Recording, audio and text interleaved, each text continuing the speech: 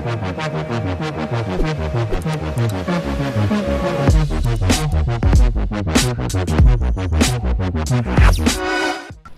Friends, welcome to learn computer Telugu channel. అందరికీ నమస్కారం. నా పేరు మోహన్.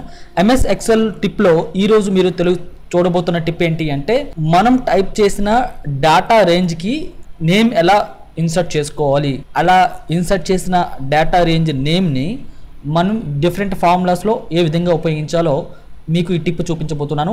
సో కంప్లీట్గా చివరి వరకు చూసి నేర్చుకోండి. అండ్ అంతకుముందు ఇంతవరకు మా లెర్న్ కంప్యూటర్ తెలుగు ఛానల్ని సబ్స్క్రైబ్ చేయకపోయి ఉన్నట్లయితే వెంటనే సబ్స్క్రైబ్ చేసుకోండి. అలాగే బెల్ ఐకాన్ పై క్లిక్ చేసి లేటెస్ట్ నోటిఫికేషన్ వీడియోస్ని పొందండి. ఓకే, అండ్ వీడియోస్ని షేర్ చేయటం, లైక్ చేయటం మాత్రం మర్చిపోకండి వ్యూయర్స్. మనం టైప్ చేసిన ఒక డేటా రేంజ్కి మనం నేమ్ పెట్టుకోవచ్చు అని చెప్తున్నాను. సో అలా నేమ్ పెట్టుకోవడం వల్ల వచ్చే ఉపయోగం ఏంటో ఇప్పుడు మనం చూద్దాం.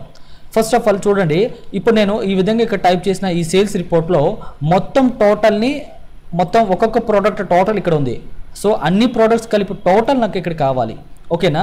సో ఇప్పుడు అదేవిధంగా ఈ మొత్తం టోటల్ చేయాలి అంటే ఈ రేంజ్ అంతటిని కూడా నేను ఇలా సెలెక్షన్ చేసి అప్పుడు నేను టోటల్ చేయాల్సి ఉంటుంది అనమాట. ఓకే, ఇదే రేంజ్ని మనం ఇంకో ఫార్ములాలో, మరో చోట మనం పదే యూస్ చేయాల్సిన అవసరం ఉంటే కనుక ఈ రేంజ్కి ఒక పేరు అనేది పెట్టుకోవచ్చు. ఓకే, సో అది ఎలాగో చూద్దాం. ఫస్ట్ ఈ విధంగా ఈ రేంజ్ అంతటిని కూడా ఇలా సెలెక్ట్ చేయండి. దీనికి ఏ పేరు మీరు పెట్టాలనుకుంటున్నారో ఈ రేంజ్కి సెలెక్ట్ అయిన తర్వాత ఇక్కడ నేమ్ బాక్స్లో చూడండి, ఇక్కడ క్లిక్ చేయండి. క్లిక్ చేసి రిమూవ్ చేయండి. సెల్ అడ్రస్ ఏదైతే ఉందో రిమూవ్ చేసి ఇప్పుడు దీనికి ఏ నేమ్ అయితే ఇవ్వాలనుకుంటున్నారో ఆ నేమ్ ఇక్కడ టైప్ చేయండి.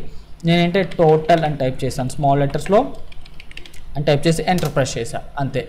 ఓకే, సో ఇప్పుడు ఈ రేంజ్కి టోటల్ నేమ్ ఇచ్చాం కదా, ఈ రేంజ్ని మనం ఏదైనా ఫార్ములాలో ఎలా ఉపయోగించాలో చూద్దాం. ఫస్ట్ ఆఫ్ ఆల్ ఈ మొత్తాన్ని కలపాలి. నేను is equal some bracket open. నేను ఈ రేంజ్ అంతా కూడా సెలెక్ట్ చేయక్కర్లేదు, ఎందుకంటే ఈ రేంజ్కి నేను నేమ్ ఆల్రెడీ ఇచ్చేసాను. ఏంటని?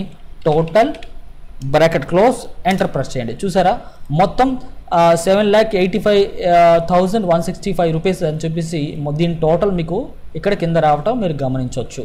ఓకే, నేను సెలెక్ట్ చేయకుండా రేంజ్ నేమ్ ఇచ్చేసాను ఆల్రెడీ. అండ్ అలాగే ఈ రేంజ్ అంతటికి కూడా ఒక నేమ్ ఇవ్వచ్చు. సో ఈ రేంజ్ అంతటిని ఇలా సెలెక్ట్ చేయండి. ఇదేంటిది? వ్యాట్ కదా.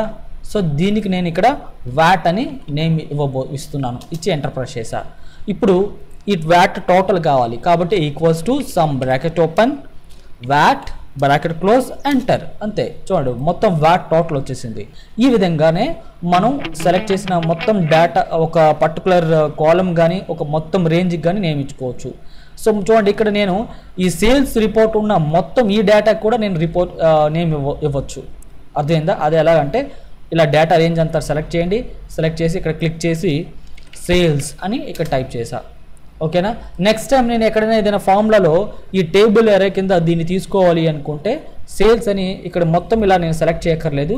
దీనికి మనం పెట్టిన పేరు ఏంటి అంటే సేల్స్ అని యూజ్ చేసాం కాబట్టి ఆ సేల్స్ని ఆ ఫార్ములాలో టైప్ చేస్తే సరిపోతుంది.